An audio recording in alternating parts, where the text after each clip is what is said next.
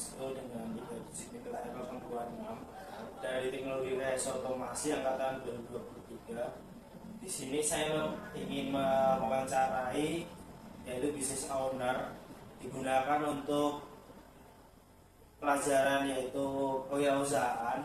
Baik, untuk yang pertama bisa pernah dulu Mas, namanya siapa? Bisnis yaitu penjualan komponen dan jasa pembuatan alat-alat elektronik dan elektronika. Oke. Nah, itu bisnis itu mulai dibuat dari sejak kapan?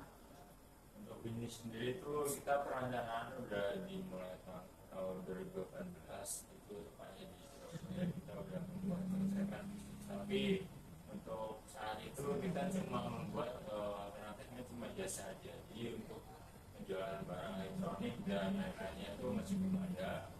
Ini benar-benar realisasikan atau terbuat di Semarang tuh tepatnya di sekitaran tahun 2024 atau 1 tahun yang lalu.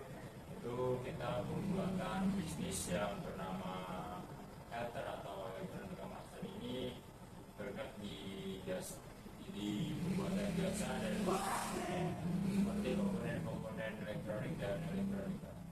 Oke, buat pertanyaan pertama ini ingin berbicara tentang bisnis. Nah, apa yang melatar belakang Mas Ferry untuk melaksanakan bisnis ini? Oke, terima kasih saudara. Untuk latar belakang dari bisnis ini sendiri itu kita melihat dari kerisauan atau kegelisahan beberapa mahasiswa yang harus membeli komponen elektronik atau elektronika, khususnya seperti resistor, dioda, dan komponen-komponen pasif lainnya itu harus dibawa dulu ke tempat, lebih tepatnya di Jalan RT Haryono di sekitaran situ. Sebenarnya ada di sekitaran sini Tembalang di sini atau area kampus sendiri dan sekitarnya itu ada, tapi tidak sekomplit yang ada di bawah. Dengan latar belakangi keluh kesah mahasiswa tersebut, kami mendapatkan ide bagaimana kalau kami membuat atau membawa komponen-komponen itu ke Tembalang sendiri, karena kan di Tembalang sendiri untuk pasarnya itu berhitung luas, karena tidak semuanya Undip, itu ada Polines dan juga Poltekkes, dan notabene juga pasti mereka bermain di ranah teknologi.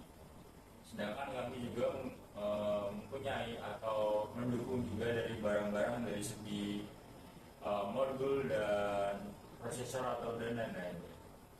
Oke, berarti target utama dari usaha dari Mas Ferry ini adalah mahasiswa itu sendiri. Ya. Namun apakah cara pemasarannya hanya dengan ke mahasiswa atau ada cara lain pemasarannya? Oke. Baik, untuk cara pemasaran sendiri kita sudah mengikuti perkembangan zaman. Lebih tepatnya kita sudah ikut atau masuk ke dunia bisnis digital. Lebih tepatnya kita ke online shop yaitu Tokopedia, di mana di Tokopedia tersebut kita juga memasarkan produk-produk kita seperti alat dan barang yang kita buat di workshop atau di toko kita sendiri, itu kita pasarkan di Tokopedia. Jadi untuk mirroring atau si customer bisa melihat harga maupun display produk kita tuh di Tokopedia itu. Oke. Berarti selain di Tokopedia juga ada toko aslinya ya Mas di Semarang. Ada toko offline. Kalau boleh tahu itu alamatnya di mana Mas, biar sekalian yang nonton bisa tahu nih. Oke, kalau toko offline-nya kalian bisa dari Google Maps tulis nama Elter, atau kalian bisa langsung di sekitaran Jalan Mulawarman, sampingnya makam Mulawarman, atau di depannya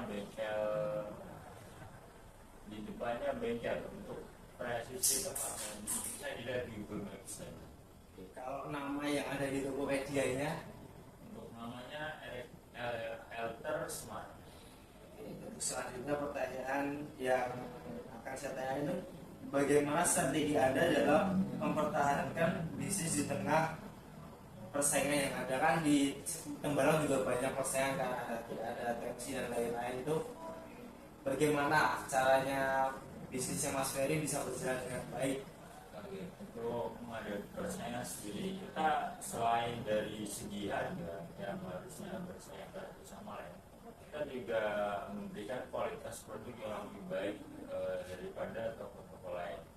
Misal kita selisih harga 5.000 maupun 10.000, tapi dengan selisih harga tersebut kita memberikan produk yang lebih baik daripada toko-toko yang lain.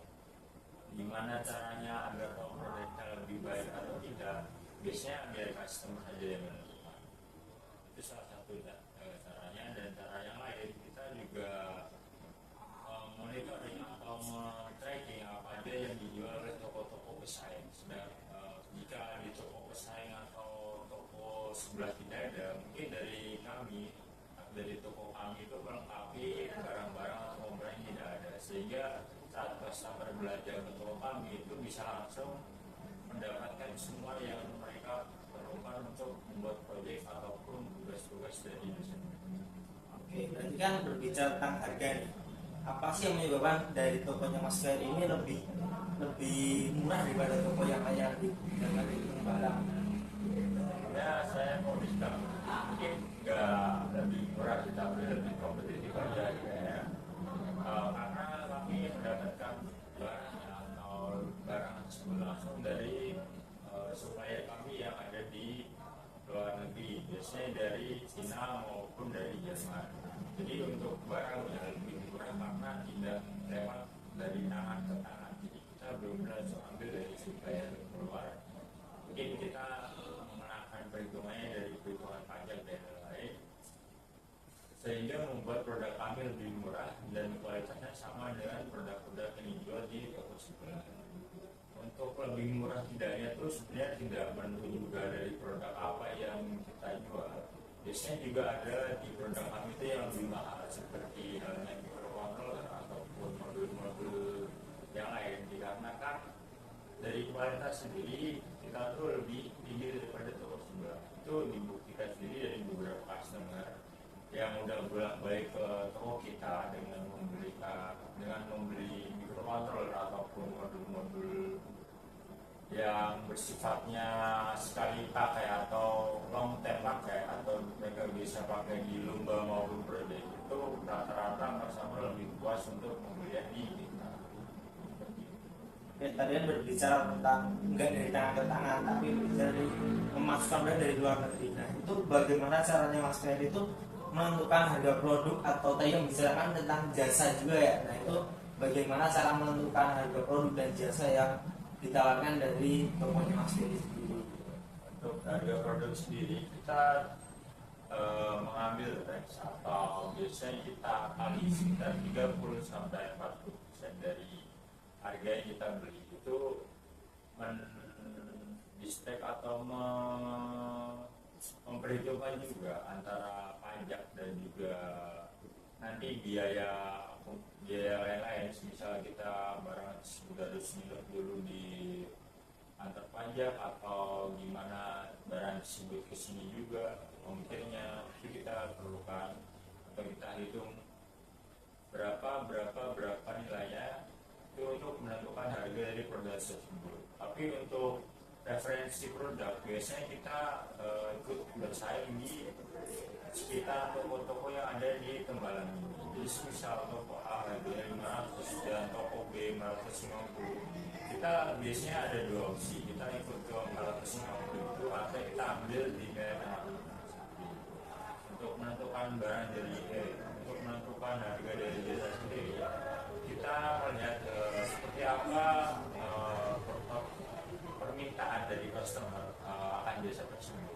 Misal kalau dari customer tersebut minta jasa desain, kita mengenakan bagaimana kerumitan atau bagaimana desain tersebut nanti di permintaan desain tersebut ke kita tuh kayak bagaimana, itu biasanya masuk ke poin-poin khusus. Jadi untuk harga jasa sendiri itu sebenarnya tidak bisa ditentukan karena tergantung permintaan customer. Mungkin jasa yang bisa kita berikan itu mungkin jasa solder dan jasa desain PCB khususnya. Itu desain PCB kan per komponen, atau solder sendiri kan per prinsip itu bisa kita tentukan harganya. Untuk yang lainnya kita tidak bisa, kita menentukan dari bobot proyeknya atau proyek Oke, berarti kita ngomong-ngomong tentang harga nih. Biasanya dari bisnis kan nggak selalu tentang melulu tentang keuntungan, pasti juga mengalami kerugian. Nah, itu gimana sih caranya biar untuk Mas Ferry yaitu Elter ini bisa tetap dalam keuangan yang sehat, ngaturnya itu gimana?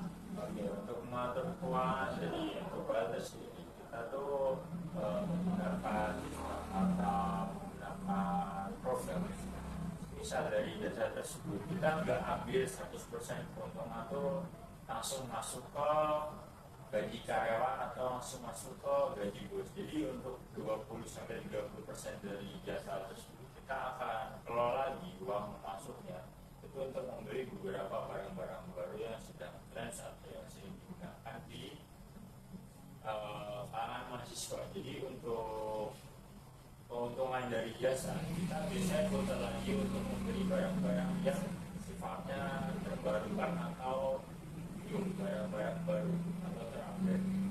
Karena dari segi barang-barang sendiri kadang ada yang stok lama, ada yang stok baru, itu tergantung bagaimana penjualan kita berjalan. Semisal stok lama kita biasanya itu kalau udah terlalu lama kan komponen kan nggak kayak makanan kan itu bisa berjalan lebih lama, tapi kita bisa ngasih lifetime atau masih keandalan barang itu sekitar 2 sampai 3 tahun untuk modul-modul yang bersifatnya aktif. Itu kita prospek terus pembelian terakhir itu di tanggal berapa, ada di berapa, kita memiliki kekurangan andal atau sudah melebihi lifetime dari produk tersebut, kita biasanya dijual dengan harga beli asli, bukan diskon ya, tapi kita potong sampai ke harga kita beli asli, sehingga prinsipnya sendiri itu kita nggak merugi dari harga penjualan, tapi tetap konstan untuk pemasukan. Jadi semisal harga produknya 40 terus kita jualnya di 50, misal dalam waktu 2 sampai 3 tahun tidak terjual, mungkin kita akan kembalikan lagi ke harga awal dari harga beli barang tersebut, berarti 40.000. Atau kita biasanya menyelipkan barang tersebut sebagai opsi atau bonus tambahan untuk customer agar lebih tertarik lagi untuk berbelanja di Gojek. Oke, nah ngomong-ngomong kan ini kita berbicara tentang kewirausahaan. Untuk pertanyaan yang terakhir nih, menurut Mas Ferry, apa kunci kesuksesan dalam berbisnis? Kan Mas Ferry udah berbisnis lumayan lama nih, bisa dijelaskan Mas, siapa tahu teman-teman kita yang menonton ini bisa terpacu untuk berwirausaha kayak Mas Ferry. Mungkin dari bisnis itu kalau dalam agama Islam itu kan sama juga kayak beribadah kita kepada Allah Subhanahu wa Ta'ala. Jadi kita dalam berbisnis itu kita yang pertama, yang paling penting seperti sholat kita butuh niat, dan yang kedua konsisten. Ketika kedua hal tersebut sudah berjalan di suatu individu atau manusia, ketika kalian sudah punya niat dan konsisten untuk menjalankan suatu bisnis, saat kalian mendapatkan masalah atau mendapatkan pressure yang sangat besar atau kalian posisinya sedang ngedrop bisnisnya, itu kalian masih tetap bisa berjalan mengandalkan niat dan konsisten kalian. Konsisten bagaimana maksudnya? Konsisten untuk mencari jalan keluar, konsisten untuk mencari pelanggan, konsisten untuk mencari dana-dana tambahan agar bisnis itu tetap berjalan. Nah, ketika kalian sudah berhasil melewati rintangan-rintangan tersebut, untuk kedepannya insya Allah kalian tinggal mengikuti arus saja.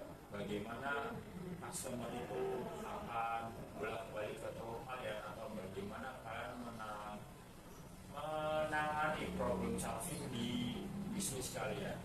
Ketika kalian tidak bisa menyelesaikan suatu problem solving di bisnis kalian, alamatnya bisnis kalian akan bangkrut kalau nggak ada tutup, karena kalian tidak bisa menentukan problem solving dari bisnis atau dari kegagalan bisnis yang kalian punya. Makanya dari awal kalian itu sebelum mulai bisnis harus berniat dan konsisten. Jangan cuma setengah hati atau bisnis itu sebagai sambian.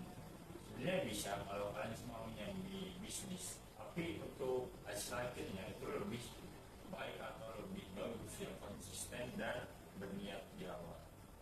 Seperti itu. Oke. Nah, sepertinya untuk wawancara kali ini udah cukup Mas. Jadi untuk teman-teman sendiri yang membutuhkan komponen bisa ke Elter juga. Untuk nanti tokonya bisa lihat di gambar di bawah aja. Oke, terima kasih Mas Heri untuk waktunya. Sama-sama.